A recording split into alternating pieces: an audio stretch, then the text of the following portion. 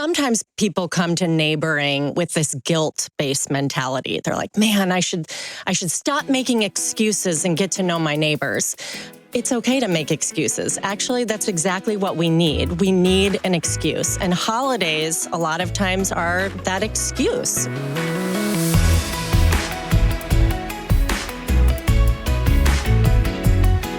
Welcome to Family Life Today, where we want to help you pursue the relationships that matter most. I'm Shelby Abbott, and your hosts are Dave and Ann Wilson. You can find us at FamilyLifeToday.com. This is Family Life Today.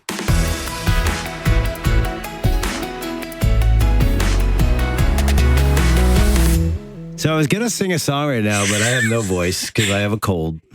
But the song is very familiar. Okay. And you finish it. Oh, I don't know. Do I know it? Like a good neighbor. State Farm is there. See, you can sing. I'll play it. You sing it. Yeah, of course. Everybody knows that jingle. And in our neighborhood, we lived on a cul-de-sac. Our neighbor was a State Farm rep, Nick Pelican, and his wife, Pam. And Nick is with the Lord now. But we're going to talk about neighbors today. That's my intro. I think that's so What do you funny. think? It was a bad intro. State Farm is there. Well, I mean, when I thought of this book, Neighborhoods Reimagined, think of neighbors.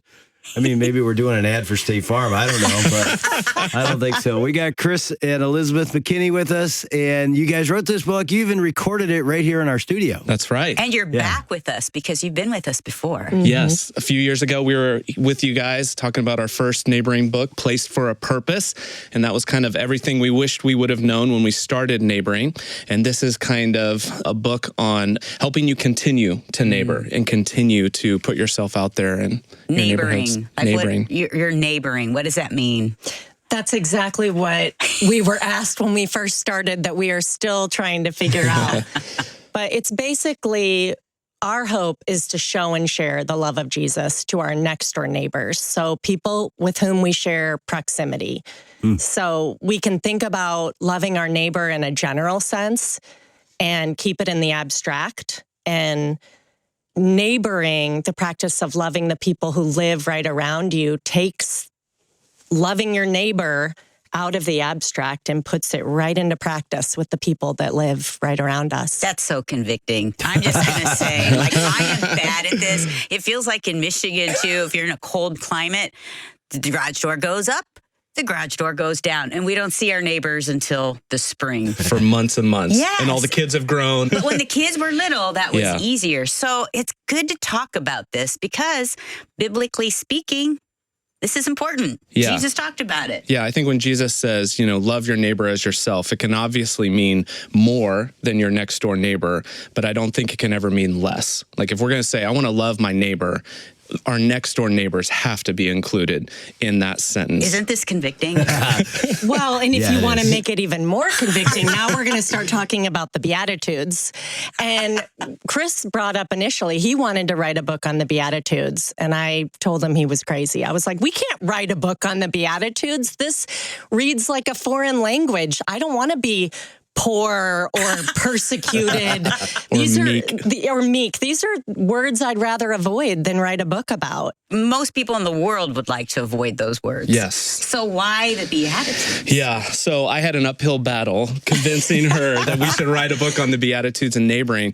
But a few years ago, I was spending time in the book of Matthew and was just really, again, drawn to the Sermon on the Mount. And I found myself just kind of skimming over those first 8 statements of Jesus, kind of like, okay, blessed if you're poor in spirit. Okay, God's going to bless me if I'm mourning. And so I was like, okay, I need to figure out what's going on here. And through a couple of resources, one being Jonathan Pennington's book called The Sermon on the Mount and Human Flourishing, I began to realize that blessed statement, we're not being poor in spirit. We're not depending on God to be blessed, right? We have all the spiritual blessings in the heavenly places in Christ. This is more of an invitation of Jesus into a life of flourishing. And so we are invited to live this way, and Jesus promises that it'll bring flourishing to our lives and also to the lives of others around us. But what's hard is that these are so upside down, so different than what the world would say will bring flourishing. So being dependent, mourning, being Maybe we should meek. read it. just to hit those. Yeah. You know, Absolutely. Let's Yeah. do that. Yeah. And even before we get there, I'd love to ask you, have you always been like good neighbors? Is this like part of your MO? Because we just said we're not very good. We have a cul-de-sac, not a whole street. Yeah. And I'm telling you, Ann's underestimated. She's a great neighbor. Sure. She's great. I'm not. Oh, every time I look out, she's, talking to Pam, and every time I get the snowblower out, she's like, go do theirs and go do theirs every time, because that's what her mom and dad did. So I think she's better than I am, but I would say I'm not naturally really a good neighbor. Are you guys? Well, I would say we came to neighboring in a place of need. We were in one of the most stressful seasons of our lives. We had 4 young kids. We had 4 kids in 5 years. So I was pulling my hair out. I was just trying to string a sentence together. And so it was needing the proverbial cup of sugar, but it was more than that. It was, if I'm going to have any sense of community, if I have to drive across town to get that, it's not going to happen because I might as well be going overseas. The kids are going to have to get, it's nap time by the time I get there. And so I needed people right around me. And we kind of had this sense that our neighbors, so why not the neighbors? Why not these people? And we had a real heart for connecting with people from different worldviews and the unchurched. And at that point in our lives, we were connecting with a lot of college students. And so our neighbors, to have relationships with people that were more peers in the same life stage was really enriching. So did you guys like walk across the yard? I mean, how did this start? Yeah, so we started with a fish fry. Yeah, we got to know a couple of the neighbors right next to us. Bingo was like 7 feet tall. He played basketball at the University of Missouri, there where we live in Columbia, His name Missouri. is Bingo? Bingo Bingenheimer, and he loved to fry things. So he brought his fryer down to our driveway, and we're wannabe foodies, and so we did a fish fry, and we made all these sauces, and that was kind of fun. And then we did an Easter egg some more hunt. people came? And so then, Small beginnings. Small beginnings. Do not despise the day of small beginnings. That's right. Yeah. And the Easter egg hunt, 8 kids were there. 4 of them were ours. But it was at that Easter egg hunt we met Nathan and Kathy, and they went to a different church, and they were like, well, what's next? And we're like, we haven't thought past the Easter egg hunt. We're just trying to make friends. Yeah, we're not trying to start something here. And they said, let's do a bigger kind of street party or block party. And on the outside, we're like, sure, let's do it. But on the inside, I was like, do you see the neighborhood we live in? Like, everyone is independent. It's super isolated. No one even trick-or-treated in our neighborhood. Like, the first time we came out for Halloween, it was a ghost town. Like, no one was there, pun intended. And so, but we did it, and we got the word out, and there was like 75 adults and kids that came to that first little block party. And that's when we began to realize, oh, okay, so on the outside, everyone is kind of acting like they're fine. I just want to pull into my garage. But on the inside, they want to be connected. They want to be connected to a larger community. And we need these excuses because it's awkward to get to know our neighbors. So we just started going after that. And the relationships and spiritual conversations that we got to have over the last 12, 13 years have just been incredible. I mean, what does that say about the human heart that you just identified? Like, we act like we want to be isolated. Yep. COVID isolated us in some ways. Do you think that's a part of it? Because you're finding out we don't really want to be isolated. Church people, non-church people, doesn't matter. They are looking for community. Is that what you're finding? We don't like to be needy. And the very first beatitude is, blessed are the poor in spirit. You call them spiritual zeros. So that's right. We don't want to be zeros. You don't call them spiritual zeros, but that's your chapter title, which got me interested. I'm like, what's a spiritual zero? I don't want to be that. Right. Yeah. But we are. We want to act like we're fine. We don't want to be dependent or interdependent. And yet, that's how we've been designed. We've been designed to be dependent on the Father and each other. Matthew 5:1, seeing the crowds, he went up on the mountain, and when he sat down, his disciples came to him, and he opened his mouth and taught them, saying, blessed are the poor in spirit, for theirs is the kingdom of heaven. Blessed are those who mourn, for they shall be comforted. Blessed are the meek, for they shall inherit the earth. Blessed are those who hunger and thirst for righteousness, for they shall be satisfied.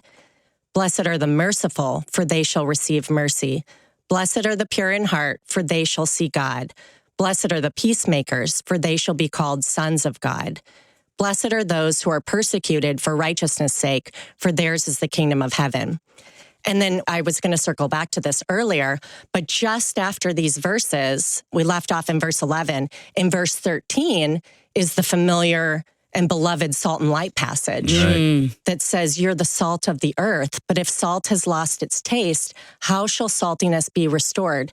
It is no longer good for anything except to be thrown out and trampled under people's feet. You are the light of the world. A city on a hill cannot be hidden, nor do people light a lamp and put it under a basket, but on a stand, and it gives light to all in the house. In the same way, let your light shine before others so that they may see your good works and give glory to your Father who's in heaven. So Chris was saying he had an uphill battle convincing me to write a book on the Beatitudes, because I thought we're going to be out over our skis trying to write a book about something we can't understand, let alone apply. But it was reading this section on being salt and light. I thought, I want to be salt and light. I want my neighbors to see our good deeds and glorify our Father in heaven. Maybe I need to back up and see what some of these postures and invitations are and try to understand them. I don't know when it was, but it was years ago, decades ago, Matthew 5:14. A city set on a hill cannot be hidden. Yeah. I studied it in the Greek, and because I'm a Greek scholar, that's Absolutely. what I am. You are, hun. No, I was preaching on it, I think. So I'm studying the passage, and the word set on a hill literally means strategically placed on a hill. Even when I've preached this many times over the years, because when we do our vertical marriage weekends, we talk about this. People look at me like, so what's the big deal? Set on a hill, strategically placed. That actual meaning changes everything. Because it means that where you live, in a sense, God has strategically placed you. Us in a cul-de-sac, you Absolutely. And in the Uber car I'm with, it's a different perspective. It's like it lifts your eyes to go. And again, I'm not saying we don't make decisions every day. It isn't like God's, literally got a little thing and pointing us around. But in a sense, it sort of is. It's like, I didn't just put you in this job or in this neighborhood or on this campus. I'm like literally strategic placing you for what? To shine. Yeah. So that's what you're saying, right? As you look at that, it's like, oh my goodness, where we live is not just random. Yes. God wants us to be salt and light. Yeah, we say your address is not an accident, and neither is your neighbor's. And I think if you believe that and you walk out your front door knowing that God was working behind the scenes to kind of place your neighbors there and place you where you are at, then that changes everything. That means something's going on, and he's at work, and he wants to use you in your neighbor's life, and he wants to use your neighbors in your life too. I like that. It's both ways. It's both ways. We're not just doing it because they're our project. Exactly. We want to become friends with our neighbor because we all need that. Yes. I like that. Well, take us back to being spiritual zeros. Yeah, I mean, you write the false beatitude is blessed are the self-assured. They will retire early with spiritual independence. Right. We're talking about retirement, and we're in Orlando. Right. That's a good place So a lot of to do people, it. that's their goal in life. So what'd you discover? None of us want to be poor. We want to be self-confident. We want to be independent, self-assured. And what Jesus is calling us to right off the bat is complete and utter dependence on him for everything.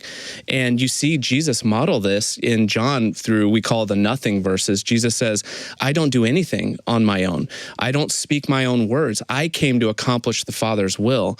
We don't want to be spiritually independent. We think maybe that's the goal. Like the more mature we get, the more we can handle things on our own. But Jesus is saying, no. I want people who are growing in their dependence on me. And if you think about trying to get to know your neighbors, trying to break through that awkwardness in the cultural story that says to be a good neighbor means to leave your next door neighbor alone, if you're not dependent on God for like, Lord, help. I've been living next door to this neighbor for 3 years. I've never introduced myself. This is scary. We cannot do that out of our own strength. So tell the story about Lord Help. Yeah, so we had a friend who was a nanny, and they told her that when their daughter is struggling with something, so like let's taking the square peg and trying to put it in the round hole, Little shape sorters. those little shape sorters, to not jump in and help immediately, but wait till she asks for help because we want her to know that it's okay to ask for help and receive it. And so as we think about this first beatitude, a little prayer that we say just to try to embrace this attitude of dependence is, Lord, help. So as I'm walking over to a neighbor that, maybe is hard to get along with, Lord, help. And immediately I'm saying, Lord, I need you. I need you to work. I can't do anything without you. Without you showing up, nothing is going to happen. Instead of saying, I've got it all together, as long as I'm, eloquent enough and I'm slick enough and I have the right invitation to church, they're going to come with me. Like, that's not what Jesus is calling us to there. Yeah, it's interesting to think. I remember in seminary, we were studying the woman at the well passage. Yep. And one of the applications our professor made was, if you want to get to know your neighbors, ask them for something. Oh, yeah. Ask to borrow something. Yeah. Ask for help. And I was like the opposite, like, no, you don't want to, you want them to ask you for something. He's like, Jesus started that conversation by saying he wanted a drink. Yes. That's exactly And right. so I remember this was decades ago. I was like, okay, so if I'm doing a project at my house and I know somebody in the neighborhood's got a tool I need, it's going to start a relationship just to go over and say, hey, could I borrow your saw? Could I? Oh, yeah. You Next have thing I always know, done that. I've done that everywhere we've gone. Yeah. I do it now in Orlando. The guy behind us named Tom. Dude, this guy saved our life. And you can tell when you ask him for something, he's excited to be needed. That's Of right. course. Did You he know? really save your life? Well, we needed the pool heated Yeah. and the heater broke and the grandkids are coming. So in a sense, So, yeah, so he saved your life. big Okay. time. And he's like, it's a capacitor. I Yeah. guarantee it. I'm not an AC guy, but here I have an extra one in my garage at all times. Boom. And every time I call him, he's got the tool. And You know? not even just tools, but just advice Right. and for help, right? Yes. Like Expertise. Like we have friends who are therapists and Our neighbors. and we don't share the same overall worldview, but some of their thoughts on things that we're going through have been really helpful. And it's just such a fun connect point to be like, could you give us some advice here? Free counseling, right? By the mailbox. That's And then what awesome. happens when they're standing there? Because, when Tom comes over or bingo, Bingo. Right. something sort of starts happening, right? Because you don't just stand there and do your job. You end up saying, Tom said to me, so what do you guys do? Yep.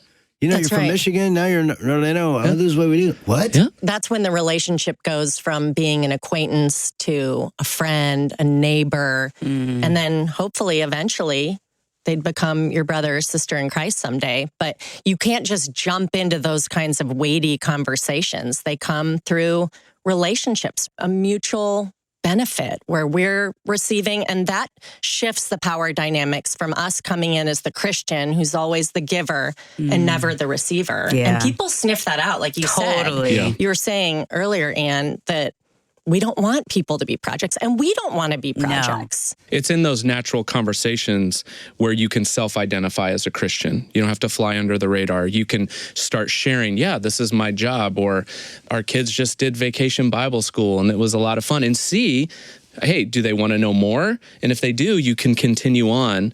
Or if they don't, then okay, that's where they're at. That's okay, right? I'll bring up something another time, but it's in those natural conversations when you can do those things. Do you utilize holidays? Like you said, Halloween, Easter, Christmas.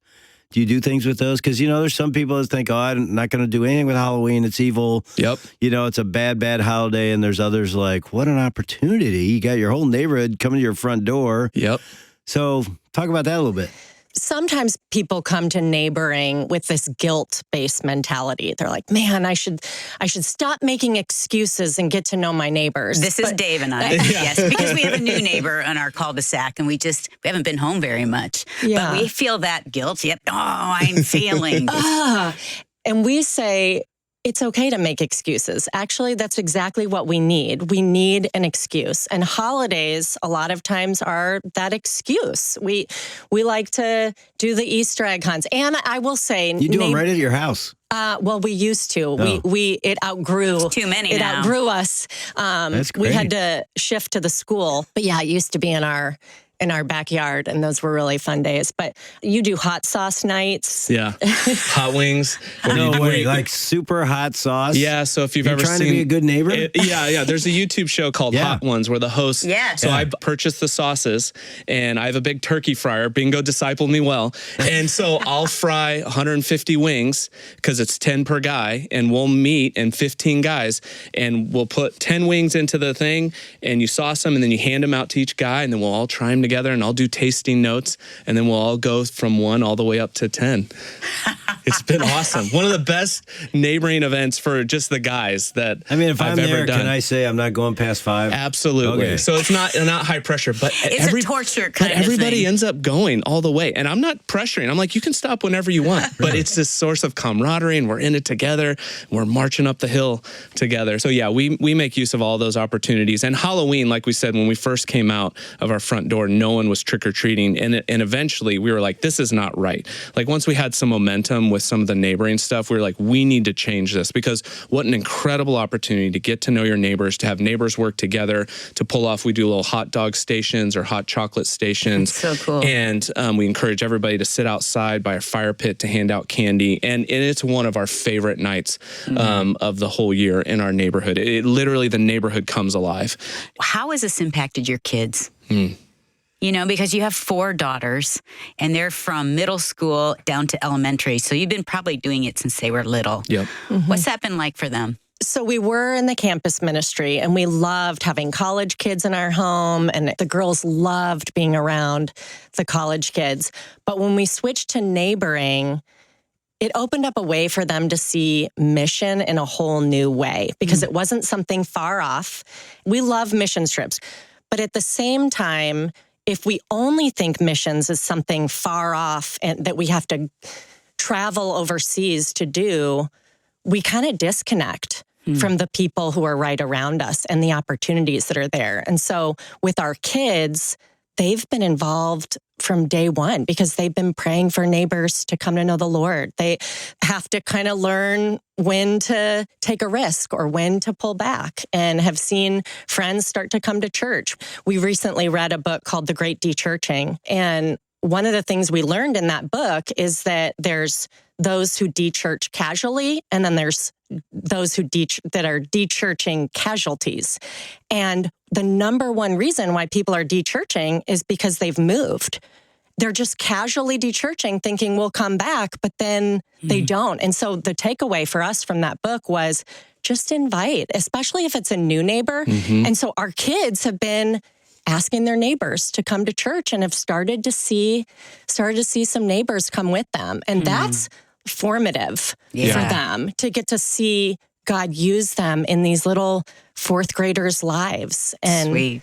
And then the parents come. Yeah, and as I hear you say that, I know this because we have older kids. They're going to do this. Yeah. When they're adults, they've grown up in a home that does this. You know this, but you're giving them a vision for how everybody's supposed to live. Yeah. Ann and I always say, make a dent where you're sent. Yep. And where you're sent is where you are. You guys are living out what God called us to do. And so we want to help you shine right where you live, because God wants you to make a dent where you're sent. So guess what we're going to do? We're going to give the McKinney's book to you for free, but not really, because we'd like you to give a monthly donation. Become a monthly partner, and your donation will be doubled for the year, which is awesome. But we're going to send you this book as our gift back to you for giving a gift to us. And this will help you do what we're talking about, make a dent where you're sent.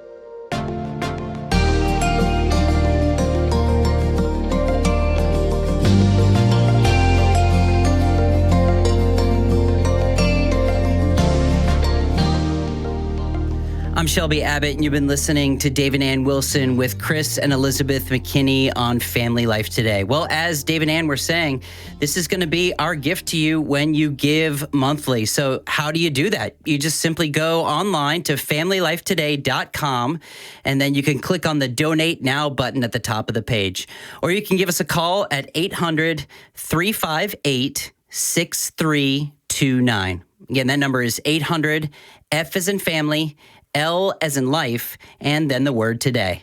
And if you wanted to hear more from the McKinneys, they actually have a podcast called Placed for Purpose, helping you love your neighbors well and engage in your neighborhood. So you can find that podcast anywhere you get your podcasts. Again, it's called Placed for Purpose, or you can check out the link in the show notes today at FamilyLifeToday.com. And again, you can become a monthly partner and have your gift matched dollar for dollar up to $500,000 by giving today at FamilyLifeToday.com.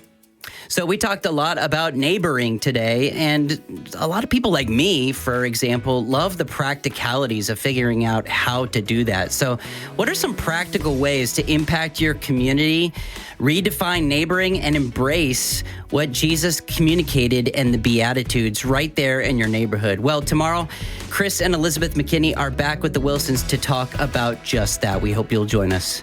On behalf of Dave and Ann Wilson, I'm Shelby Abbott. We'll see you back next time for another edition of Family Life Today. Family Life Today is a donor-supported production of Family Life, a crew ministry, helping you pursue the relationships that matter most.